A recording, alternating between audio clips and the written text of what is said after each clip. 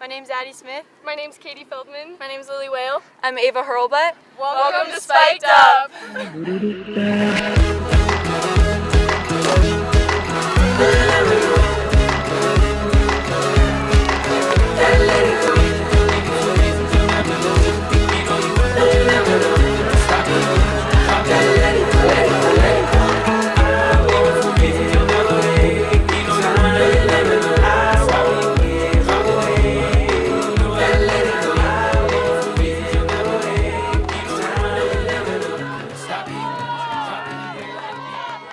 Hey there, Colorado track and field fans. Welcome to this week's edition of Spiked Up.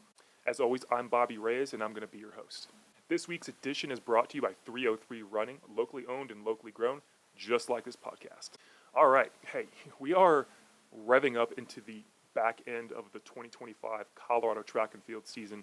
If anything, this weekend is proof of that, because there was a lot going on. All right, well, Arcadia definitely took quite a few Colorado athletes out of state, but I guess you can say there was some stuff that happened in state this week.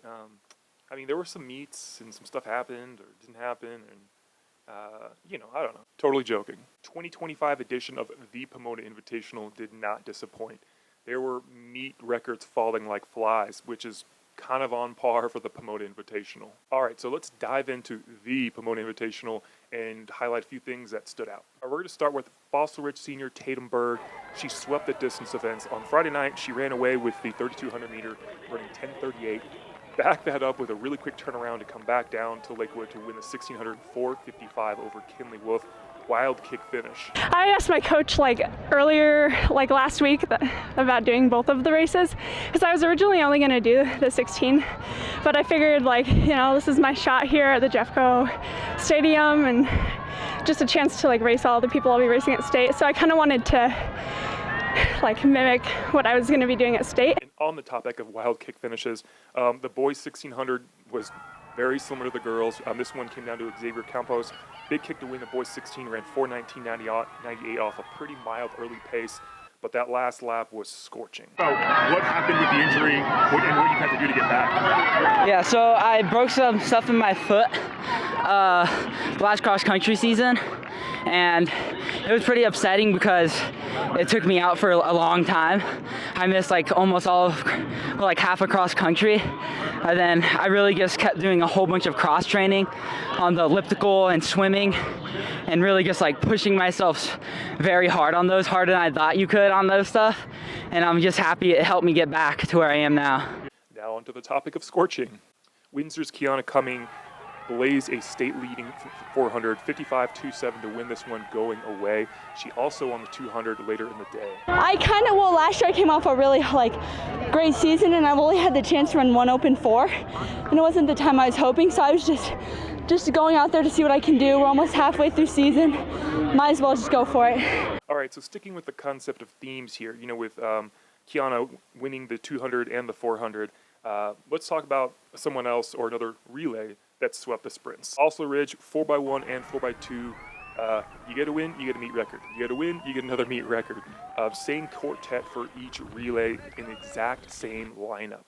They ran 1:40.85 to win the 4x2, and then won the 4x1 in 48 flat. We've created a family bond together. We're all very, very close. Really good chemistry. Definitely think that helps with our handoffs and stuff. Yeah. So we're best friends on the track and off the track, so I feel like that really helps. I feel like the earlier years in our career, we weren't as close as we've been this year. And most of our times, obviously we've gotten a lot faster on the track physically, but mentally we've been putting in the work together, hanging out outside of the track, and I think that has a lot to do with it. We're going to abandon the themes here just for a little bit. Moving along to the field events, it was Overland's Jarius Ward, 184.2 to win the discus. This is a state-leading mark. All right, now let's talk about on the rise.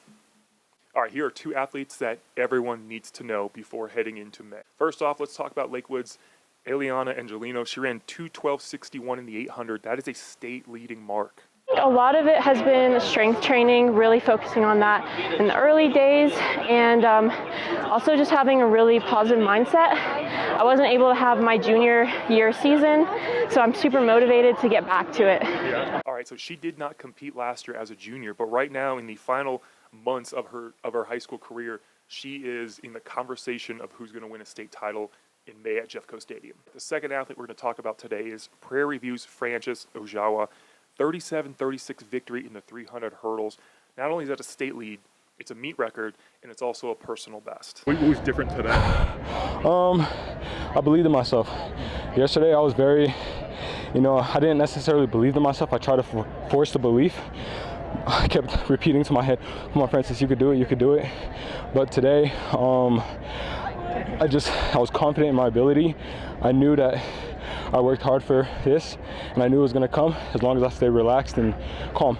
Right, if we wind the clocks back about a year, last year he was third at the state championships. He ran just under 38 seconds. So already right now he is well beyond where he was at this point last year. He's going to head to the state championships as the favorite.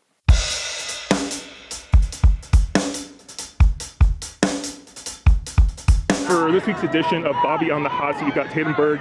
You got your question all set. Go for it. What's your favorite hair product to use? So I don't know the name of it. I just know that it's like this leave-in conditioner, like hair curl stuff, and supposedly it makes my hair smell really good, so I just go for it. Here we are, Bobby on the hot seat here at Xzavier Campos, winner of the 16 today. What's your question? My question is, back in high school or college, did you used to run track? And if so, what events? I did run track, definitely more distance. In high school, I only ran the mile and the 2 mile, and in college, I did the steeple one time and up to the 10,000. Okay, what were the PRs? In high school, 4:20 in the mile, 9:20 in the 2 mile. In college, I ran horrible in college, if I'm going to be honest. I don't think I ever broke 32 minutes in the 10K. All right, that about wraps up this week's edition of Spiked Up. Thanks for tuning in, and make sure you subscribe to my YouTube channel to keep up with the latest of Colorado track and field. All right, as always, I'll see you on the track. Doing it all for you, my newest. I'm just getting started. Doing it all for you, my newest. So I show you spark.